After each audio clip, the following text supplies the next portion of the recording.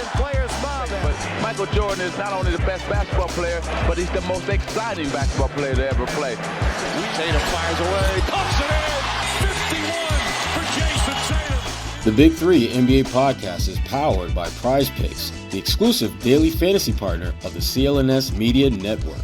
Hello, everyone, and welcome to another edition of the Big Three NBA podcast. I am your host, Sherrod Blakely, and I'm joined today by the esteemed David Aldridge, the Hall of Famer with The Athletic. David, how you doing today?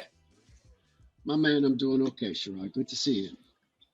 Good to see you too, my friend. We're just going to jump right into it. The Celtics defeated Dallas 107-89 in Game 1 of the NBA Finals. Jaylen Brown with 22 points leading the Celtics, including 6 during a critical third-quarter run that kind of put the game away. Tatum had another playoff double-double with 16 and 11. And I want to start with Tatum because it seems whenever you talk about the Celtics, you almost inevitably start with Jayson Tatum. Had 16 points, 11 rebounds, 5 assists, but there were lots of questions from folks about whether that was enough of Tatum for this team to win a championship. It was enough to win Game 1. Just your thoughts of just Jayson Tatum's performance in Game 1. Well, it's funny. I asked Al Horford about that last night after the game, and, he said it all starts with Tatum, and he's right. Like, I think people, if you just look at the stats, you can be misled. You can say, oh, he didn't have a good game because he was only 6 of 16 from the floor. But his presence makes it so difficult for opposing defenses to load up and try and take away the other things that Boston's really good at, right? Like if Tatum's not on the floor, you can close out the shooters a lot more aggressively because there's only one or two guys that can put the ball on the floor and get to the basket like he can. Like Jaylen can do it. He's gotten better at it. But Jason's the best guy they've got to do that.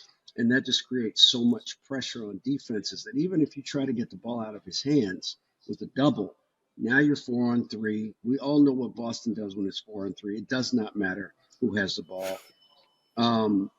But Jayson starts that action is the point. You know what I'm saying? So, like, if you don't have that, then defenses are going to play the Celtics a lot differently. So his presence as a guy that can get 50 if you don't double him, and if he's on one on a given night, just really starts everything else. Now, they got a lot of other weapons. I'm not saying it's all him, but he starts it. He's the catalyst for everything else that the Celtics are able to do offensively.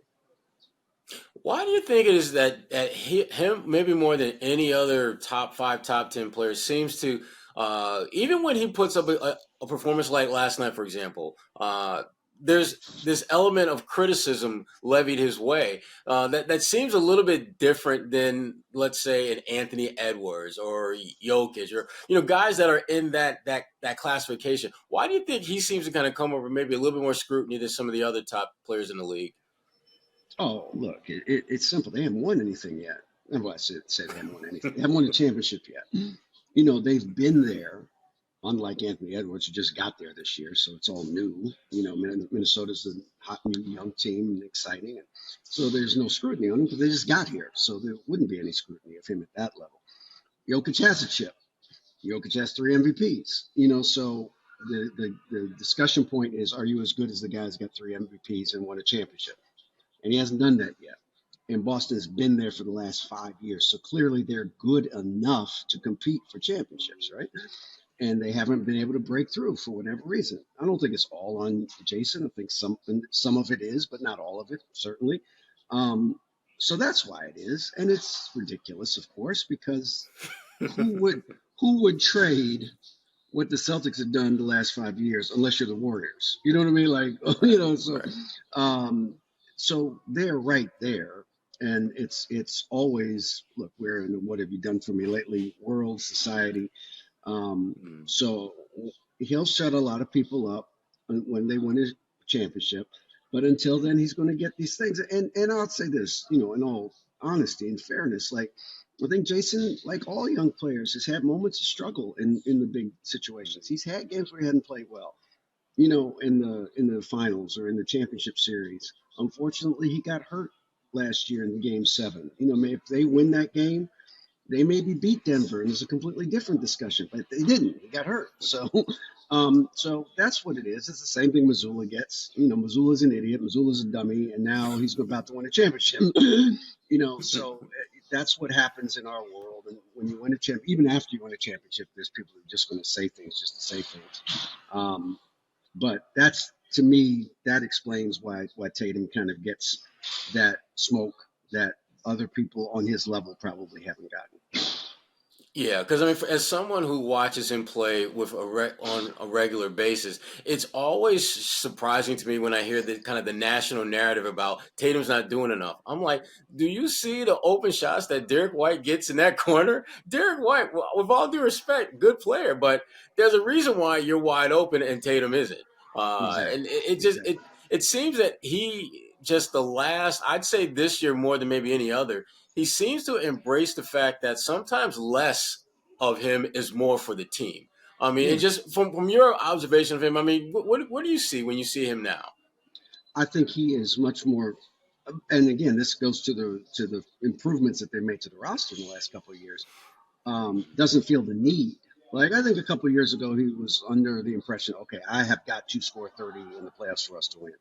And that's not about, you know, trying to be superhero or anything. It's like, it's just looking at the rest of the roster. You can't, all due respect to Marcus Smart, you can't expect Marcus Smart to like score 20 and 25 in a playoff game. If he does, it's great, but that's not the expectation, right? Well, now you've got a guy in Porzingis who, if you get him the ball, he's going to go to work. He's going to get his shot. You know what I mean? Like, so there's not as much pressure. Jrue Holiday is not a great shooter percentage wise, but he makes the shots that need to be made. He makes the plays that need to be made. And as you mentioned, Derek White has been lights out shooting the three this year. So he just has more firepower than he's had in previous years, and I think that allows him to kind of just let the game come to him, to use a cliche, and he doesn't have to force it. The double's there, move the ball because there's somebody there that can make the shot. That's the problem with Boston, is that everybody's 5 out, 1 in, but everybody ain't got 5 shooters. They have 5 shooters on the floor at all times. I mean, really, literally at all times of their current rotation.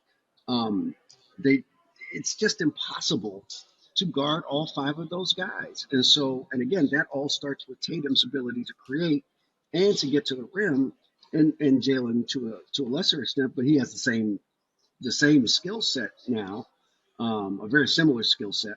So it's just really hard to load up on Boston, and I think that's part of his maturation, but also just part of they're a better team than they were 2 years ago. They have more weapons than they had 2 years ago, and they're just more able to put pressure on a defense for 48 minutes.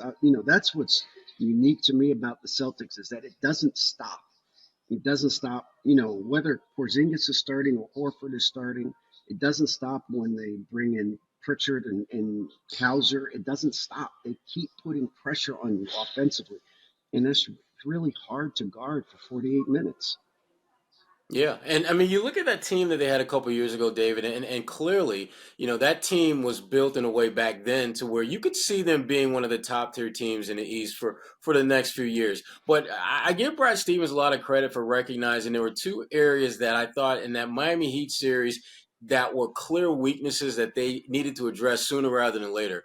As much as I love Marcus Smart, I'm probably the president emeritus of the Marcus Smart fan club in Boston. Love everything about that guy. But there was a clear need for them to get some type of upgrade in that backcourt, a guy that could not only defend at a high level, but also make some big shots in big moments. And they also needed to have another stretch big. As good as Al Horford has been, he's at that point where, he's on the other side of that basketball mountain. And Luke Cornett, who we were told early on was a guy that could upstretch the floor, doesn't take any shots outside the paint. I'm still trying to figure that one out. So to Brad Stevens' credit, went out, made the deal for Jrue Holiday, made the deal for Porzingis, and basically addressed the 2 greatest weaknesses this team had from a couple years ago. And one of those players, Porzingis, I wanted to talk a little bit more about him. Game 1 was his first game back after missing the previous 10 with the calf injury. Came off the bench. I did not know what to expect from Kristaps. And then 5 minutes into the game, he's got like 5 points and just kind of kept pouring it on. What were your impressions of his first game back after that long and lengthy layoff? And did he show you more than you thought you'd see that quickly? No, because I saw him in Washington for the last year and a half before he got to Boston. That's and right.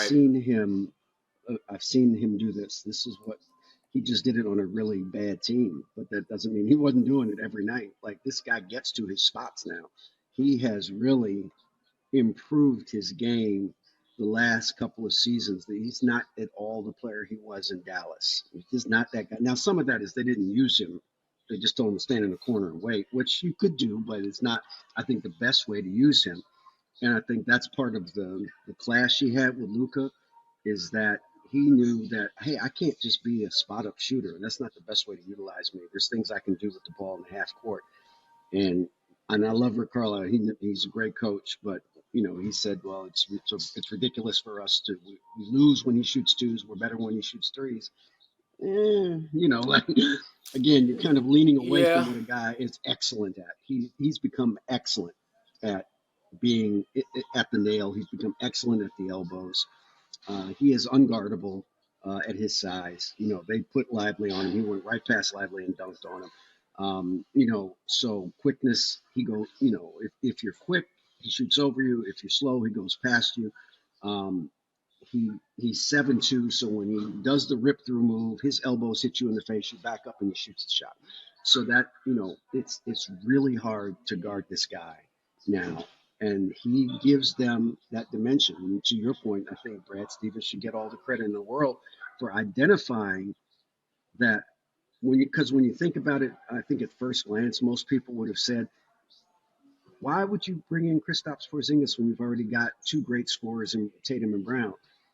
That's precisely why you bring in Kristaps Porzingis, because now it's even harder to guard Tatum and Brown. And it does not matter if Tatum goes 6 of 16 from the floor like he did in game one. Doesn't matter, because you just run the high ball screen for Porzingis. He gets it at the elbow. He squares up. He splashes.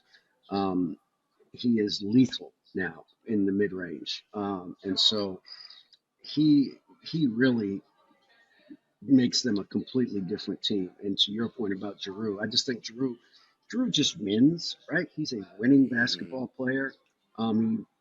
He was I think the catalyst for the Bucks winning their championship in 21, just because of his ability to, again, big plays, big moments. Like the closeout game against Indiana, Nembhard's going nuts. He's having, he's trying to keep him in it. The crowd's going nuts. What happens when the game's on the line? Giroux rips him, and ends the game. And he just does stuff like that. He knows how to play. He's a veteran. He does not care about stats. He doesn't care about anything but winning. And that makes them, again, an incredibly difficult team. They're really good defensively. Don't get me wrong. They're one of the top 4 or 5 teams defensively in the league. But I think what separates them is that they just put so much pressure on you offensively, and they don't stop. And it's really hard to hold up. Game one's a perfect example. Dallas fought their behinds off. They were down 29 in the second quarter. They got it down to 8 by the midway through the third quarter. I mean, they really put a run on Boston. And Boston called timeout, and 5 minutes later it was 20 again. That's what they can do. Like, it's just really hard to stay with them over 48 minutes. That's why they have the top net rating. It's 11. And it's one of the highest net ratings in the history of the game. And 8 of the top 10 teams with net ratings as high as Boston's have won the NBA championship. That net rating really projects to championship level basketball. And they destroy people. They're blowing people's doors off every night. And it's just hard to beat them. It's really hard. It is. And, just to kind of, piggyback off the Drew talk, the thing that has impressed me more than anything else, and you get to see this on a night in, night out basis if you watch this team play, is the ridiculous core strength that he has. I mean, I've seen this guy guard Joel Embiid, and Joel can't get to the spot he wants to get to. There must be maybe less than a handful of guys in the NBA who can feel, and Steven Adams is one of them, who can probably make that claim. But Drew is a 6'4" guard. When they played Indiana, there was a possession where Miles Turner had the ball on the block, and 3 seconds later, he's damn near out of bounds because Drew has knocked him that far away from the play. Incredibly strong player. As the NBA and NHL seasons start to wind down, things are just heating up in the WNBA and on the baseball front. There's no better time than now to join Prize Picks, America's #1 fantasy sports app with more than 5 million active members. With Prize Picks, you can turn $10 into $1,000 in a single game watching your favorite sports team this summer. You can make a Prize Pick lineup in as little as 60 seconds. You just need to pick more or less on 2 to 6 players, stat projections, and you're locked in. For me, one of my go-to guys has been Jayson Tatum of the Boston Celtics, who, when it comes to rebounding, I'm going more almost every time. He was great for me during the Eastern Conference Finals against Indiana when he reached double-digit rebounds in 3 of the 4 games. That's what I'm talking about, JT.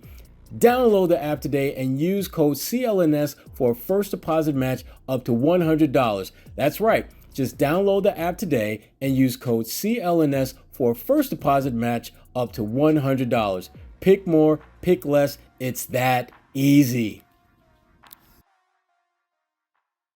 Speaking of strong, the performance by Porzingis in his return was a very strong performance, but it was a performance that came with him coming off the bench. And that raises a question. If you're Joe Mazzulla, do you stick with this particular rotation where he's coming off the bench, or do you throw him back to that starting lineup? What do you think? Oh, no. Why would you change? You just won game 1 by 19. If there's – and, look, Porzingis probably not 100% yet. I don't know what the percentage is, but he's not 100.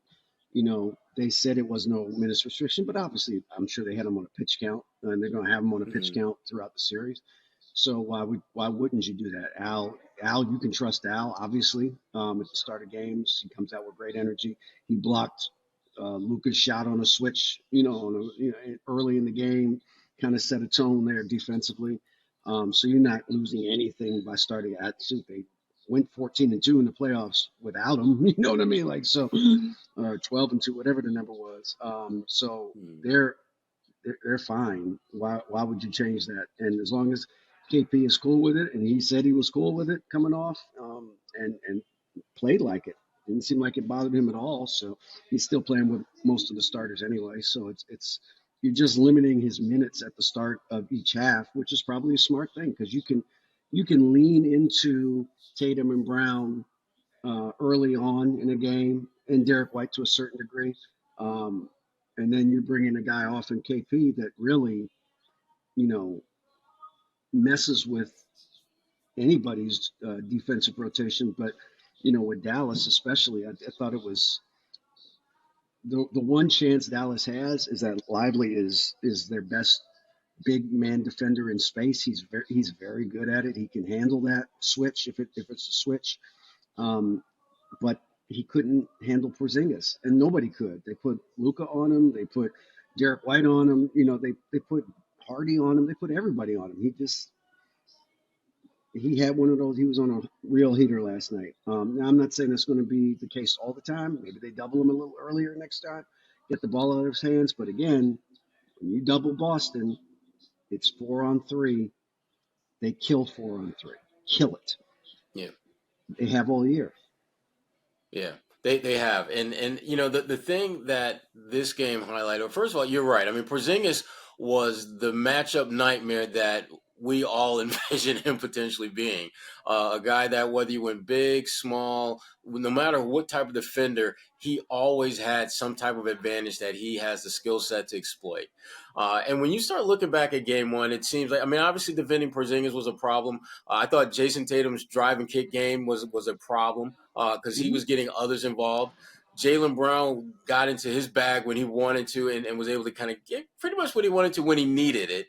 But I thought, and again, I'm curious of your take on this. I thought if Dallas, the biggest problem they had, and they have quite a few, was the inability of Kyrie Irving to be impactful.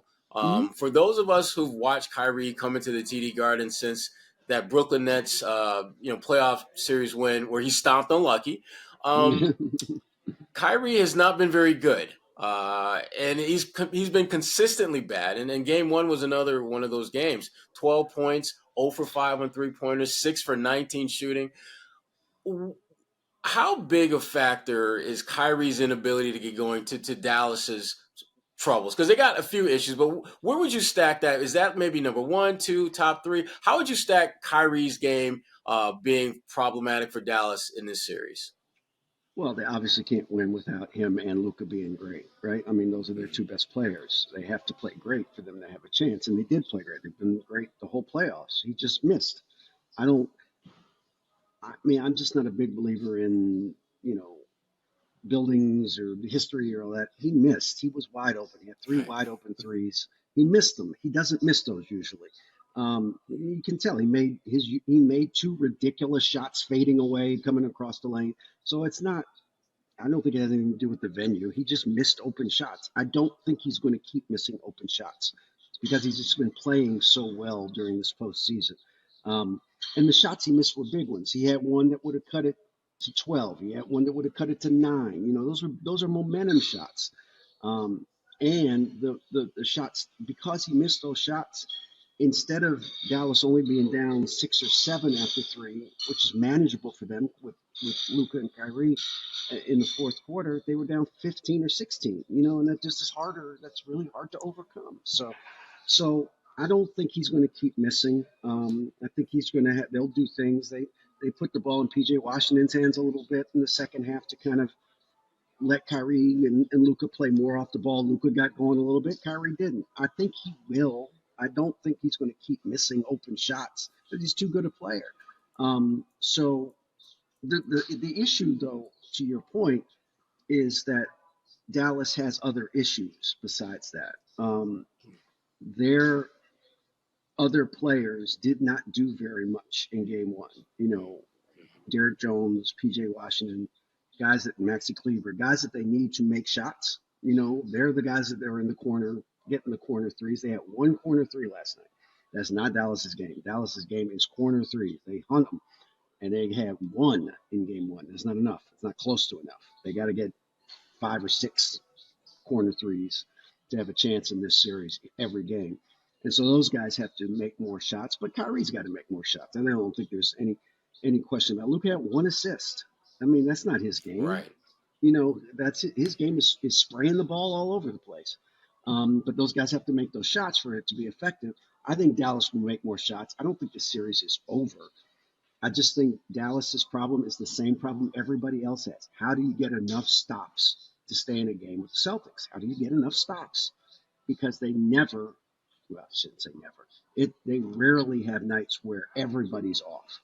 They just have so many guys that make shots. It just makes it really hard. Playoff games are built off of defensive momentum.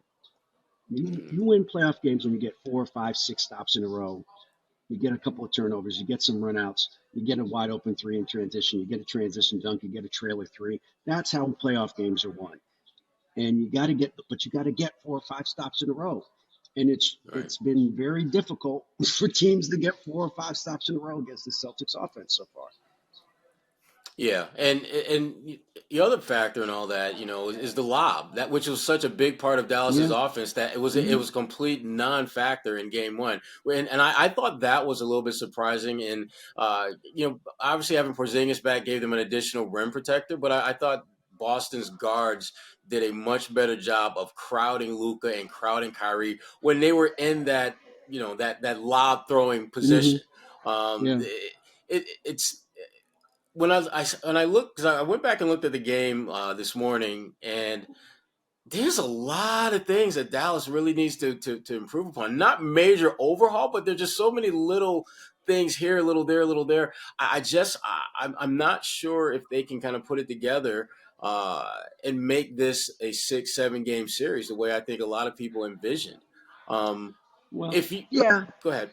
I think it's going to go 6. I still think it's going 6, maybe 7, but 6 is the number. I just think Kyrie and Luka have been so good during these playoffs. They're not going to be this inefficient the entire series. They're going to have a couple of games where they shoot the ball extremely well. and put pressure on Boston, right? The same pressure that Boston put on Dallas, Dallas can put on Boston. They got two guys that are elite shot makers, elite. So it's a question of whether the other guys can get involved. To your point on the lobs, that just part of it was, maybe Dallas was a little rusty, having not played in a week and not being quite as sharp. I think part of it also, though, is that, Boston's defense with their length, especially, with Horford and Porzingis, those lobs that Luka usually can throw over people that switch on him. He can see the guy going to the front of the rim and get him to put the ball in his hands. Maybe that pass is a little off. I remember a couple where he got the ball to Gafford, but Gafford had to move to catch it. He couldn't just catch dunk like he usually does. He had to kind of move over a little bit, catch the ball, gather himself. Now the defense has a chance to recover. So that's just part of, Boston taking away some angles that Luka likes to throw to. And just being really sound defensively. I mean, they're very sound defense. They're a very good defensive team. Their guards are great crackback guys. They know how to guard bigger men, like you mentioned with Giroux. It's not a big deal. Derek White's fine if he's on a bigger guy. It's not something he's going to panic and start reaching and committing fouls. So they continue to be very solid defensively, even off of switches. And so Dallas has to find those corner threes. And and Kyrie's got to make the open shots he can make. I think those things are doable, but they've got to do them at a very high and efficient level to win this series. The NBA Finals have finally arrived and will once again be one of the hottest tickets in sports. You want to be there and not have to mortgage the family home or take a second job to do so, right? Game Time makes getting NBA Finals tickets even faster and easier. Prices on the Game Time app actually go down the closer it gets to the tip-off. With killer last-minute deals, all-in prices, views from your seat, and their lowest price guarantee, Game Time takes the guesswork out of buying NBA tickets. That's a huge get when it comes to the NBA Finals, which will start in Boston for Games 1 and 2. Those tickets are going to be super pricey, so waiting to the last minute and take advantage of the Game Time app makes a ton of sense.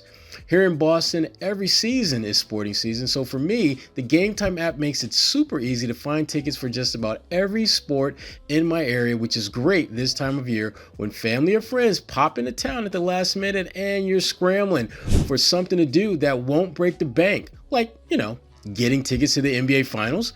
Game Time has you covered. So take the guesswork out of buying NBA Finals tickets with Game Time. Download the Game Time app, create an account, and use code CLNS for $20 off your first purchase. Terms apply.